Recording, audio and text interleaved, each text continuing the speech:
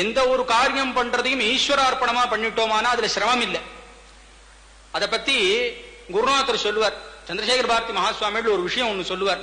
என்னன்னு கேட்டா, நாமெல்லாம் சொல்றோம் அடிக்கடி வேதாந்தத்துல பலனை எதிர்பார்க்காம கர்மா பண்ணு, பலனை எதிர்பார்க்காம பண்ணா பண்ணு, பகவானும் கீதையில அதை சொல்லி இருக்கிறத எல்லாரும் உதாரிப்போம்.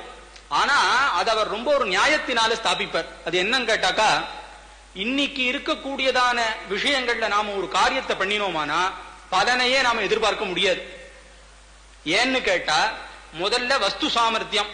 ஒரு சின்ன உதாரணம், ஒரு நெய்யை வச்சு இப்போ ஒரு ஹோமம் பண்றோம்னு வச்சுக்கோங்க. அந்த நெய் எங்க இருந்து வந்ததுன்னு கேள்வி ஆரம்பிக்கிறதுன்னா, அதுக்கப்புறம் அதுல என்ன இருக்கு? சுவாமி, நான் சரியா பார்த்து தான் பசு நெய்யா வாங்கி வச்சிருக்கேன்னு கேள்வி கேட்டோமானா கூட திரவியத்துல நேரு சுத்தி சொல்ற அளவு சாமர்த்தியம் நமக்கு இல்ல. புருஷ சாமர்த்தியம். இன்னைக்கு நாமெல்லாம் இந்த காரியம் பண்றோம், சித்தம் ஒரே மாதிரிதான் சேர்ந்திருந்ததோ இல்ல சரீரம் ஒரே மாதிரிதான் சேர்ந்திருந்ததோன்னு கேட்டா அதுலயும் சொல்றதுக்கு விஷயம் இல்லை. அப்போ வஸ்து சாமர்த்தியமும் இல்ல, புருஷ சாமர்த்தியமும் இல்ல. ஒரு காரியத்தை மாத்திரம் பண்ணிட்டு நீ ஏன் எனக்கு பலனை கொடுக்கலன்னு அவங்ககிட்ட எப்படி போய் நாம நிக்க முடியும்?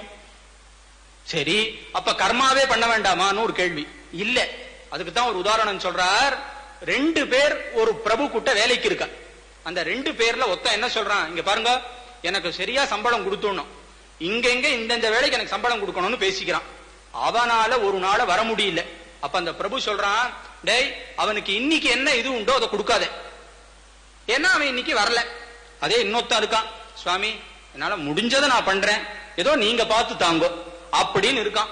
அவனுக்கு ஒரு நாள் உடம்பு முடியல. அப்ப இந்த பிரபுவானவன் என்ன சொல்றான், டே, அவனுக்கு என்னாச்சுன்னு தெரியல, போய் பார்த்துட்டு வா, அவனுக்கு என்ன வேணுமோ கொடு. அப்ப பலனை எதிர்பார்க்காம நாம ஒரு காரியத்தை பண்ணினோமானா ஈஸ்வரன் தானா வசப்படுவன். பலனை எதிர்பார்த்துண்டு நீதான் எனக்கு இதை பண்ணணும்னு போட்டுட்டோமானா முதல்ல அவன் கேட்கிற கேள்வி, முதல்ல நீ என்னென்னலாம் பண்ணிருக்கேன்னு சந்தியாவனத்தை ஆரம்பிச்சான்னா எங்க போய் நிக்கிறது? அப்படி இருக்கிற காரணத்தினால பலனை எதிர்பார்க்காம பண்ணக்கூடிய ஒரு காரியத்துக்கு சந்தேகம் இல்லாம ஈஸ்வரன் திருப்தி ஆறான்.